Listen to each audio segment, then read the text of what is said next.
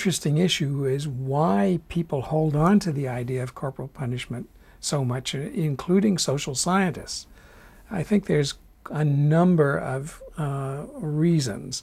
One of them is that almost everyone can say, well, I was spanked and I'm okay, and that seems to disprove this. Well, it's certainly true when someone says I was spanked, I'm okay. That's a true fact.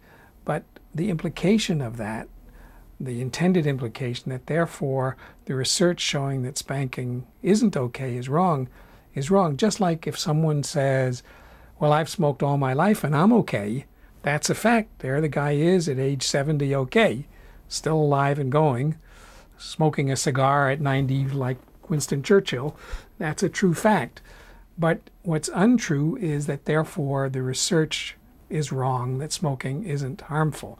The death rate for heavy smokers is about a third. That's pretty high, 1 out of 3. It certainly led me to quit. But that same statistic means that 2/3 of heavy smokers can say, well, I've smoked all my life and I'm okay. And it's the same thing with spanking. People can and do say I was spanked and I'm okay, or sometimes if my dad hadn't taken me over my knee, I'd be in big trouble. And in some cases that does work, but in even more cases it is, the research shows, counterproductive. The people where, and even when it's counterproductive, even when there's mental illness, people don't dream about the fact that it might have been due to spanking. When I was, it wasn't very long ago when people died of lung cancer, and if someone was to say, well, it's because you're smoking. I had an uncle who died of lung cancer.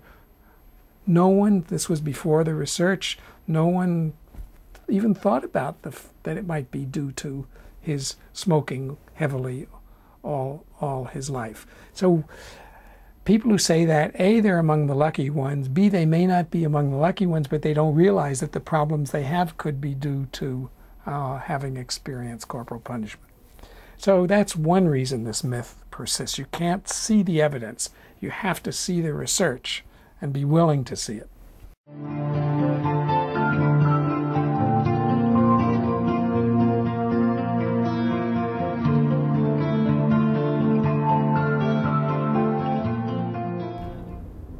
The narcissistic N of 1 generalization to the world. I mean, I must be okay, I was hit, therefore it's okay to hit someone else. I think the critical issue here is developmental potential, and yet that's a critical roadblock, because people will say, well, I was spanked and I'm the president of a Fortune 500 company. I was spanked and I went to Harvard. I was spanked and I've accomplished all of these good things. So obviously it didn't hurt me. And of course, therapists are making millions of dollars on the gap between where they are and where they could be. It has hurt people. It does hurt people. There are lots of successful people who carry an awful lot of baggage around with them. Emotions they can't control at work, depression, anger. Even though they're successful, that would be there or wouldn't be there had they not experienced the aversive corporal punishment and emotional violence when they were children. So just because someone's a success doesn't mean they have achieved their full developmental potential.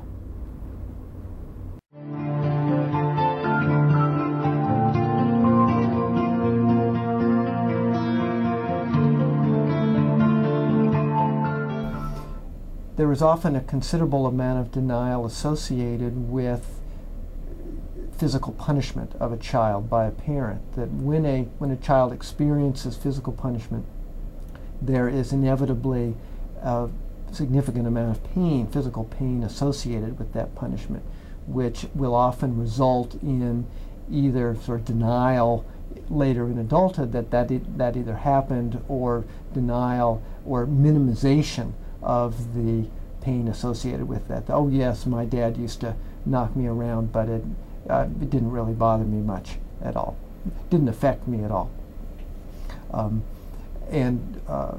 That denial can be a consequence of the significant level of physical pain associated with harsh punishment.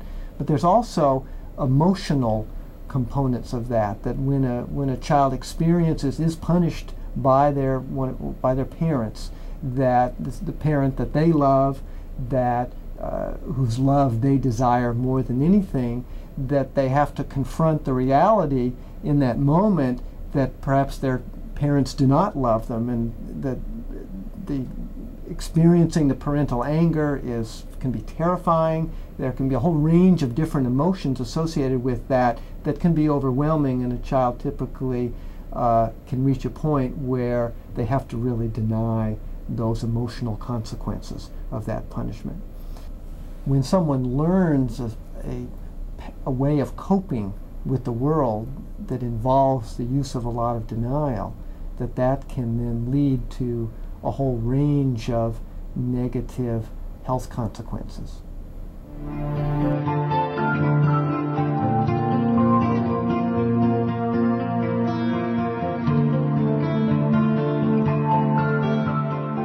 Denial has a really significant place, I think, in the intergenerational transmission of abuse and violence.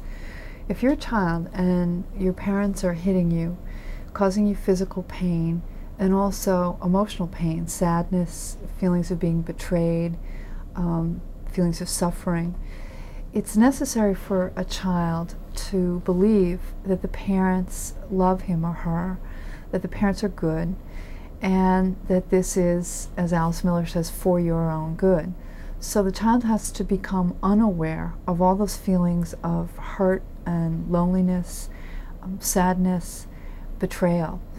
Then in adulthood, when you encounter those feelings of helplessness, sadness, heartbroken, grief in a child, interestingly, a lot of adults who have been physically punished or physically abused in childhood respond to those signs of sadness and grief in their own children or other people's children with rage.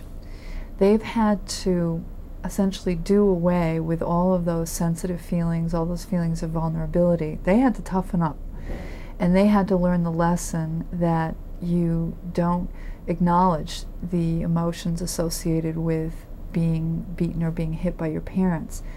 When someone else, a small child, reminds them of the feelings that they felt, the first motivation is make it stop.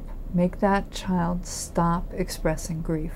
And sometimes parents will, or adults will, hit a child and will say, "What are you crying about? You have nothing to cry for. If you don't stop crying, I'll give you something to cry about." So there's this denial of the child's pain and a need to force children to stifle their feelings of pain. And it's interesting that this theme appears both in 18th century child-rearing manuals and in James Dobson's book, Dare to Discipline, which is a very recent child-rearing manual from the 1990s.